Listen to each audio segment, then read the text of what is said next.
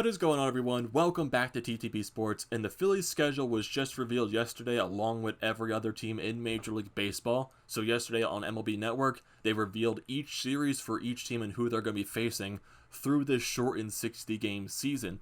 So like the Phillies, their schedule was just revealed, and we're going to get into that a little later and break down each series that they're going to be facing.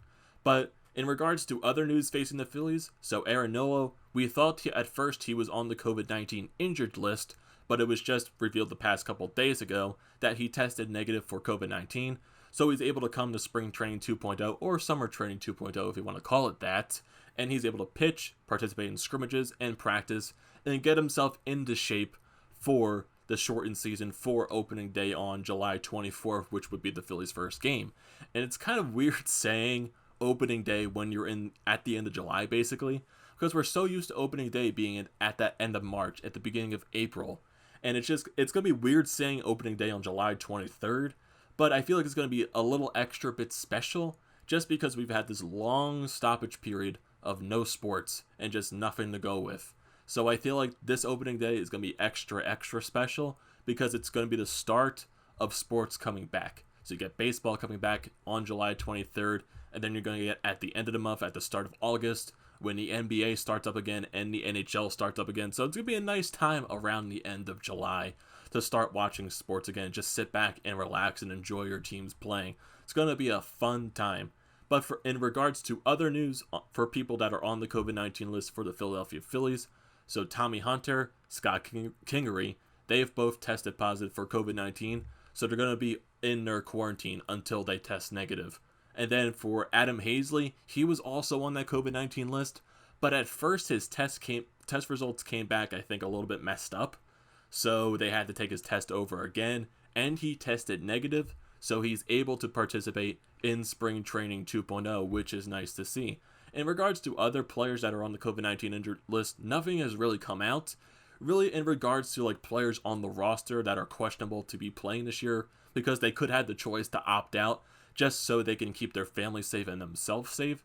Zach Wheeler is one of those big question marks because he has a baby due this month, and he doesn't know if he wants to play the season just because he doesn't want to risk his wife or his newborn child just because of the whole COVID situation that's going on. So I'll completely understand Zach Wheeler if he has to opt out to protect his family, which is a perfectly fine decision. But if he doesn't decide to opt out and he decides to play, it's better for the Phillies right there. So Zach Wheeler right now, he's really, I would say, the only question mark on the team to opt out of playing this season. So we're just going to have to wait and see until he figures out that decision himself. And also just going around Twitter today, seeing all the Philadelphia media in Citizens Bank Park watching the scrimmages that the Phillies are doing with basically each other. And some fun things happened today. So you got Didi Gregorius, our recently signed free agent. He hits a grand slam during his scrimmages. And it's funny too because when they're showing him running around the bases, he really doesn't know what to do because you can't high-five people. So he's basically just high-fiving the air. Same thing with Rhys Hoskins. They're both just high-fiving the air as soon as they go back to the dugout, which was kind of a funny thing right there. And then one of the interesting things that came out of this scrimmage was JT Realmuto hit a bomb off Cole Irvin, and it went into the right field bleachers, and Bryce Harper was on bases as JT hit that home run. And then as Bryce Harper came around the home plate, he got to the dugout, he screamed, "Sign him!" And it was just like, that's basically the mindset right now of the Phillies players. They want JT signed. Same thing with the fan base right now. And hey, if you want to see that video right now, I'm going to show it to you right now.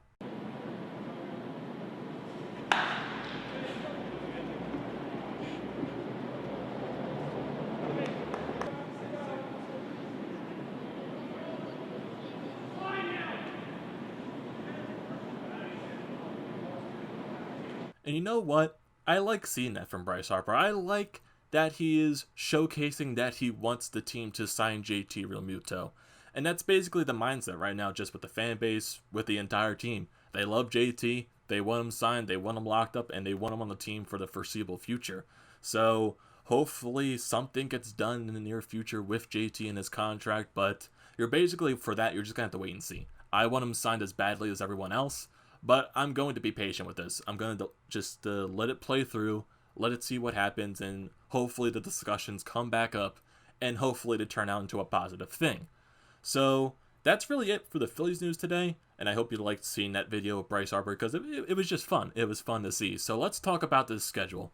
So they broke down on MLB Network what, not like specifically every single game, they broke it down like series by series. So I'm going to show you that in the bottom corner of the screen so you can go along with me. So like I said, the Phillies on opening day, their opening series on July 24th, they're going to be playing the Miami Marlins for a 3-game series over that weekend. And then after that, they'll have 2 series at home and home against the New York Yankees. There'll be 2 games apiece. And then they'll go on the road for 2 straight after the Yankees. They'll be playing the Blue Jays and the Marlins for 3 games apiece. And then they'll come back home. They'll play the Braves for a 4-game series. Then they'll play Baltimore for 3 games. Then the New York Mets for 3 games. Then they'll go on the road once again. They'll play the Red Sox twice. And then they'll play the Braves for 3 games. And then they'll play the Nationals for 3 games. And then they'll come back home for 2 series. 3 against the Braves, 4 against the Nationals. Then they'll go to the Mets. They'll play 4 games there. They'll play the Red Sox twice at home. They'll play the Marlins 4 games on the road. Then they'll come back against the Mets and the Blue Jays, 3 games apiece right there. And then the final 2 series of the season, they'll be playing the Nationals and the Tampa Bay Rays for 3 games apiece. So I wonder what this schedule is going to bring out, because I feel like this kind of schedule could be a little more exciting. It could bring out more competition since you're basically just playing every team in your division from a standpoint. You're playing all the NL East teams, and then you're playing all the teams in the American League East. So I feel like maybe like for, I guess you could say, rivalries from a standpoint, like the Braves, the Mets, the Nationals, the Phillies going to be seeing them majority throughout this 60-game shortened season. And then I want to know something, like, would you consider teams like the Boston Red Sox, the Yankees, the Blue Jays, all that stuff, would you consider them Phillies rivals?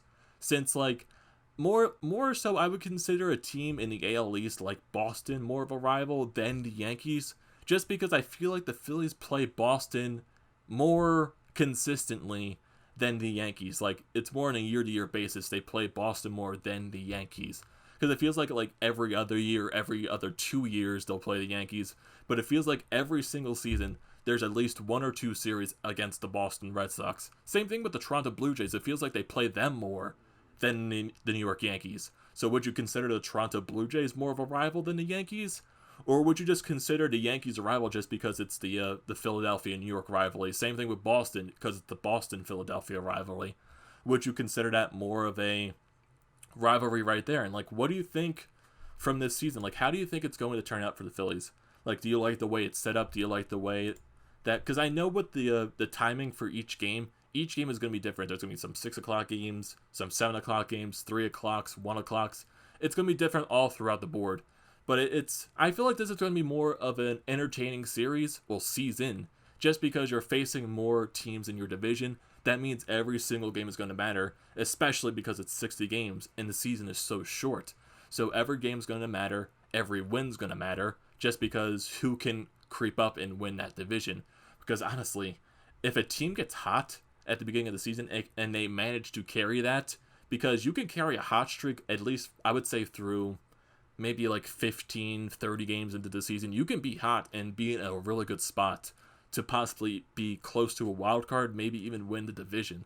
So that's what's going to show. Every game during the season is going to matter a lot. So I want to know what you think about the series that the Phillies are going to be playing. Like, do you think they have any advantages anywhere? Do you think this is going to benefit them? Do you think this is going to hurt them a lot just because they're playing so many games against division rivals? And what do you think is going to be changing, like, with the record at home and the record versus the road? Because we all know the Phillies last year, they were a better home team than a road team. But do you think home and road's not going to matter anymore since there's not going to be fans in the stands? So I want to know that from you too. So don't forget to leave a comment in the comment section. Don't forget to drop a like. Don't forget to subscribe to the channel. And I will see you next time. We're getting Phillies baseball soon, so that's going to be very nice.